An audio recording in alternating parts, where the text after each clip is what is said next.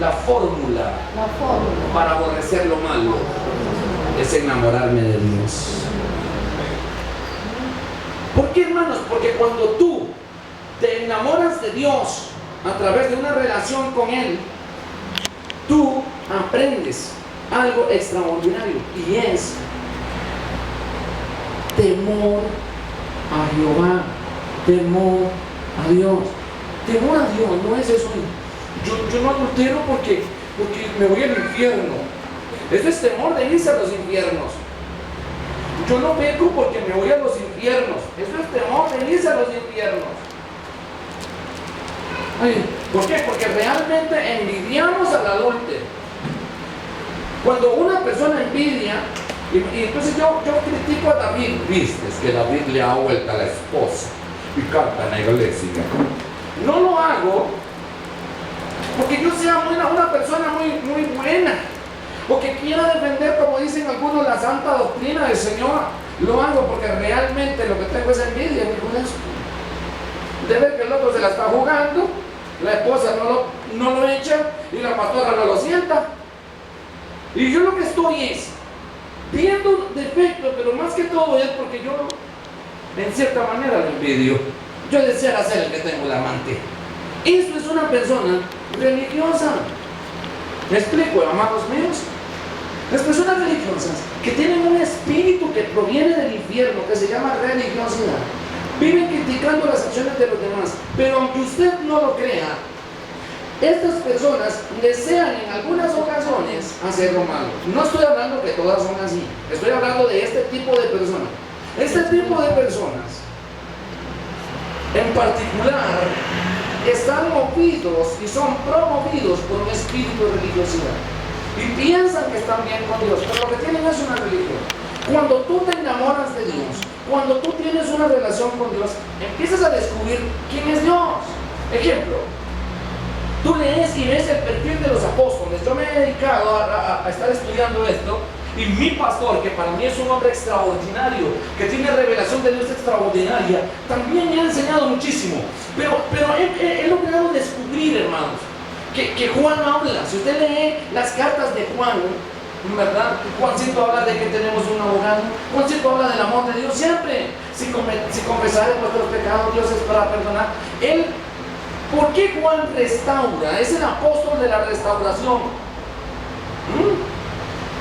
¿Por qué Juan siempre anda hablando de que si nosotros cometemos errores, Dios ahí está?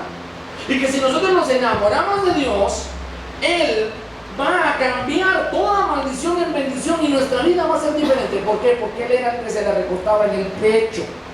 Él era el que le oía el corazoncito a Jesús. Él sabe cómo era el corazón de Jesús.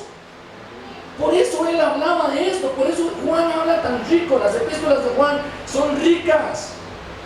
Entonces, hay otros que tuvieron formación y son usados por Dios y revelación del Espíritu Santo. No estoy poniendo uno más que el otro, sino que estoy diciendo que cuando tú tienes una relación estrecha con Dios, conoces su amor, y ahí aprendes a aborrecer lo malo. Aborrecer lo malo no por religiosidad, no por actitudes, no por hipocresía, sino porque de verdad tú aborreces lo malo y lo haces en privado. Yo no tengo que andar captándome de lo que hago. Yo no tengo que andar diciéndole a todo el mundo que tuve la oportunidad de adulterar y no lo hice. No, ¿para qué? Si a mí lo que me interesa es que Dios sea el que sepa eso, que yo lo amo. No me tengo que andar captando de lo que hago, pero tampoco critico al que lo hace. ¿Por qué? Porque yo sé que mi Dios, así como me restauró a mí siendo yo un hombre corrompido como era, que no vengo a hablar aquí del pasado mío ni lo malo que fui, sino a decirle que así como yo tuve la oportunidad de iniciar una relación con Dios, todos los seres humanos en esta tierra lo pueden hacer. No importa la condición que usted tenga. La justicia divina es eso. No juzgues a nadie por nada. No juzgues a nadie por nada. Ni por joven, ni por viejo, ni por enfermo sano, ni por adúltero. No, Dios se encargará. Es tan importante conocer esto, que dice la palabra de Dios que al adúltero y al fornicario solo Dios lo juzgará. Yo no tengo por qué andar juzgando personas que estén en una condición de vida o no. Eso solamente Dios es el que está capacitado. Yo no estoy autorizado para hablar de ese tema. Yo no estoy autorizado. Hermanos, muchas personas no entienden. Miren, hermano, yo estoy como esposo autorizado para tener sexo con mi esposa. Punto, estoy autorizado para eso. Pero yo no estoy autorizado fuera de ahí. ¿Por qué? Porque cuando yo hago cosas que fuera de lo que estoy autorizado a hacer por la justicia divina, por las leyes del reino, el diablo entra ahí. Ahí es donde hay una operación de las tinieblas. Ahí es donde el enemigo entra. Y ahí es donde las maldiciones comienzan a dárseme. Cuando Dios, digamos, Jesús multiplicó los panes y los peces. Y todos conocen esa historia. Y comieron 5,000 personas. Un milagro extraordinario. ¿Por qué Dios hizo eso? ¿Por qué Jesús hizo eso? Y cuando el diablo le dijo, si eres el Hijo de Dios, convierte estas piedras en pan, no lo hizo. Si es un milagro parecido. ¿Ven? Ahí nos damos cuenta. Digan conmigo, hay cosas que yo estoy autorizado para decir y para hacer, pero hay cosas que no. El problema es cuando yo empiezo a hacer las cosas sin la autorización de Dios. Ahí es donde la maldición inicia y mete su nariz. Cuando nosotros comenzamos a ejercer la autoridad desautorizada, caigo en maldición. Y déjenme explicarles qué es esto, porque veo que se me quedaron así como serios, como que íbamos muy bien, pero de un momento a otro como que nos estamos saliendo de Dios. Cuando llega un chismoso, no lo atiendo, porque yo no puedo cambiar lo que Dios no ha cambiado, pero sí me puede cambiar el que Dios no ha cambiado. ¿Me estoy explicando? Yo no puedo cambiar lo que Dios ha cambiado, pero sí me puede cambiar a mí el que Dios no ha cambiado. Yo tengo que tener muchísimo cuidado, porque hay muchas personas que andan en el nombre de Jesús haciendo lo malo. Andan muchas personas proclamando el nombre de Jesús, tomando el nombre de Jesús en mano y están ejerciendo las cosas en contra de las leyes del reino. ¿Qué es lo que está pasando hoy en día? Mira, tú vas a las iglesias y todas te cuentan una historia. En todas las iglesias se levantó un individuo que se le dio la confianza y estas personas vino y usted veía Salón, es un espíritu en los hombres que llegó y empieza a hablar con todos, a ganarse el corazón de la iglesia, a ganarse el corazón de cada persona a la par.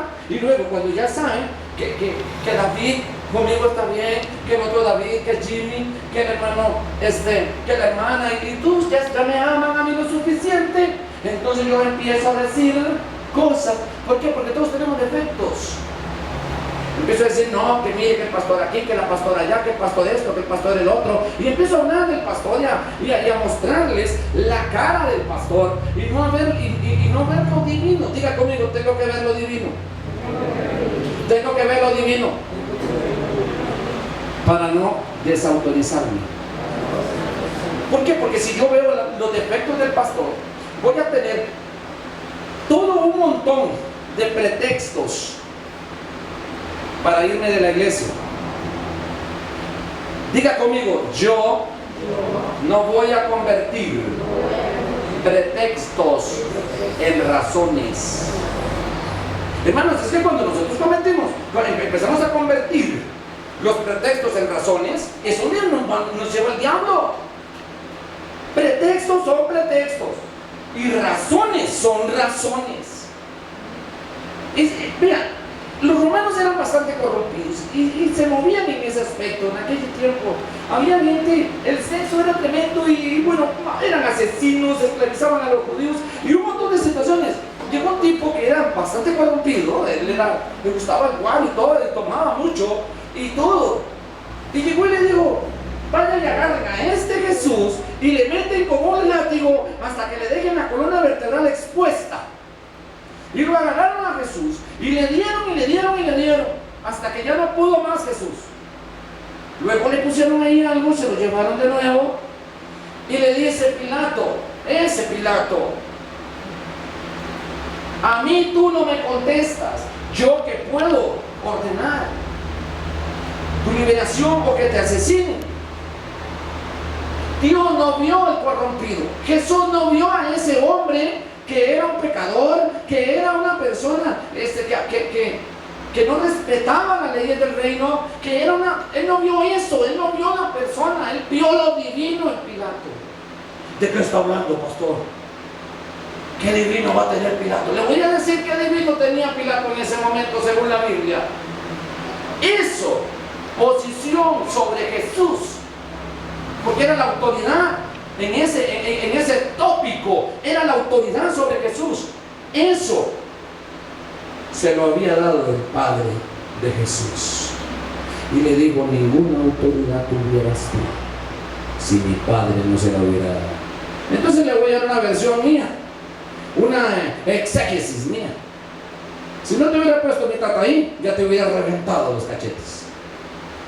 Si no te hubiera puesto mi papá ahí, en esa posición, yo, con este cuerpito que tengo, porque Jesús no crea que era un decrépito, Jesús era un cuerpo extraordinario, buen físico. Calcule si Jesús tenía potencia, estamos hablando en su anatomía, y era un cuerpo bastante bien formado y musculoso, que cuando él levantó aquellas mesas de los mercaderes en el templo, nadie se le metió. Usted no ve que nadie se vaya y le diga, venga Jesús conmigo. Nadie. El que fue y botó mesas y hizo todo. Claro, le vieron aquel, como decimos nosotros de cariño, gorila, cuando vieron a aquel musculoso hombre enojado, no se le metió nadie. ¿Y por qué no agarró a Pilato? Yo me imagino que Pilato seguramente era un tipo normal, no medía un 80 ni nada. ¿Por qué Jesús podía tomarlo del cuello, hacer montones de cosas, pero por qué no lo hizo? Porque él vio lo divino en él. Diga conmigo, la justicia divina es lo que me tiene que regir. Porque si yo conozco y si yo estoy en una iglesia y el Señor me permite conocer a una persona, tengo que ver lo divino en él, pero yo no me puedo poner a chismear. Hablaba de este grupo de personas que llegan y entonces enamoran, por así decirlo, a un grupo de elementos y luego se van y se dividen. Yo he visto personas que se van de la iglesia y hacen una iglesia a los 200 metros. Yo he visto personas que salen hablando mal del siervo de Dios. Y miren, esos, yo de cariño le llamo chiflados, pero es de cariño, ¿verdad? Porque mire, cuando se hacen en ese grupito, terminan dividiéndose también. El grupito termina partiéndose, aparece un chiflado entre los chiflados. Y es que ahí va. Nunca he visto a alguien que se separe de la iglesia y se forme un grupito por aparte que no le pase lo mismo. Y hay algunos que han tenido iglesias y han formado unas megas iglesias y sácatelas. ¿Le pasa? ¿Por qué le pasa? Porque la palabra de Dios es clara, es justicia. Lo que yo hago voy a hacer. Si yo me voy en desobediencia de un lugar y Dios bendice a ese desobediente, Jesús pudo haber tenido montones de pretextos para decirle al Padre, envíame un ángel y que mate a Pilato. Montones de pretextos. Está tocando al ungido, está escarneciendo al ungido, está despedazando al ungido. Pero él no convirtió pretextos en razones. Él sabía cuál era la razón de su existencia y cuáles eran las leyes del reino y que él tenía que obedecer. A usted le digo, yo no sé qué está haciendo ahora en este momento su pastor, que a usted le esté despedazando o latigueando su espalda.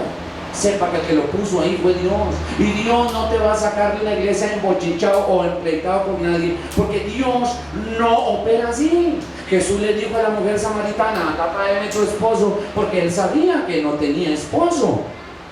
Pero a la adúltera no le digo, vaya, tráigame el esposo. A mí no. Le digo, ve en paz, hágame el favor. Primero Jesús decidió quitar el montón de personas que habían ahí antes de hablar con ella, antes de perdonarle los pecados. Él decidió estar a solas. A Jesús no le gustan los bochinches. A Jesús no le gustan este tipo de